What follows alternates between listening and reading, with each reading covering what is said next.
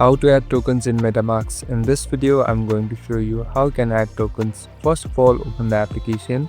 Now here in your home page, here you'll be able to see this plus option. Tap on plus. So this is the section where you can search the tokens and add the one that you like.